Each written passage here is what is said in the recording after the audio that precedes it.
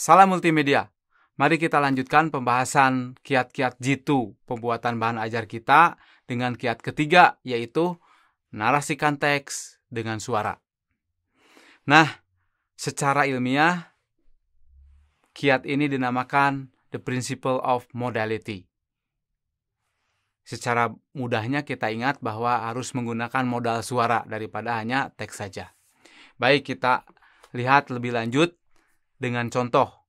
Nah, di sini ada gambar sistem pembangkit listrik tenaga surya untuk kebutuhan rumah tangga. Nah, di sini atau video ajar ini dilihatkan ada gambar, sudah baik ya ini ya, sudah mengikuti prinsip-prinsip sebelumnya. Dan di sini dituliskan.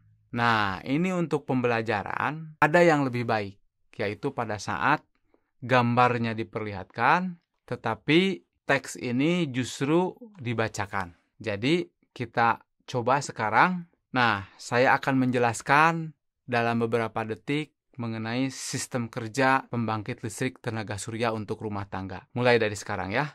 Sinar matahari diubah oleh panel surya menjadi tenaga listrik, dan tenaga listrik ini dikendalikan oleh pengendali yang akan melihat apabila sedang tidak digunakan oleh peralatan rumah tangga.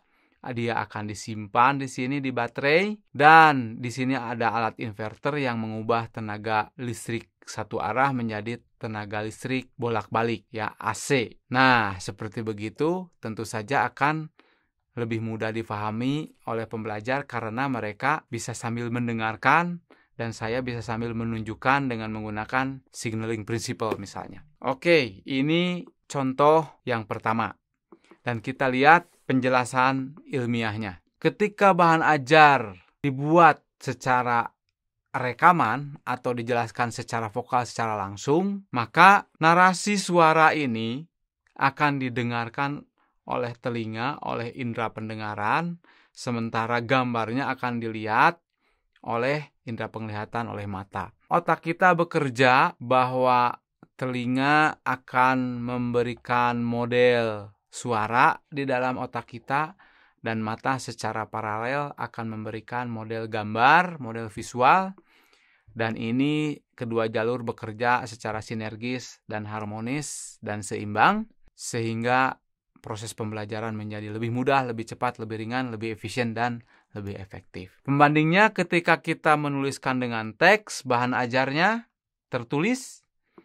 Nah, maka yang terjadi kita percepat, lihat bahwa mata akan bekerja lebih berat karena dia melihat teks, membaca, kemudian melihat gambar, sehingga jalur pemrosesan pada otak kita menjadi overload, berat nih di sini. Akhirnya karena tidak seimbang, sementara jalur visual berat, jalur aural di sini telinga ringan, maka tidak seimbang, jalur visual mengalami cognitive overloading, akhirnya terjadi kemacetan ya di otak kita karena tidak seimbang bebannya. Kiat 03 ini setelah diteliti oleh para peneliti tingkat dunia, dampak terukurnya median effect size-nya adalah 0,97.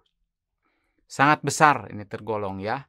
Oleh karena itu sangat dianjurkan bahwa slide teksnya itu ada disertakan narasinya. Atau yang lebih baik memang dijelaskan langsung di tempat, kalaupun tidak dibuat video ajar yang menjelaskan gambarnya. Ada pengecualian, ternyata kalau ada istilah, ada kata asing, ada kata-kata kunci, atau ada misalkan kata-katanya memang harus akurat, misalkan Pancasila, nah maka itu harus dituliskan. Jadi kalau mau dibacakan, bareng dengan ditampilkan tulisannya. Justru yang seperti ini memang harus ditampilkan. Baiklah, itulah prinsip ketiga, yaitu modality, principle. Telah dijelaskan dengan ringkas, disertai dengan beberapa contoh dan pengecualian.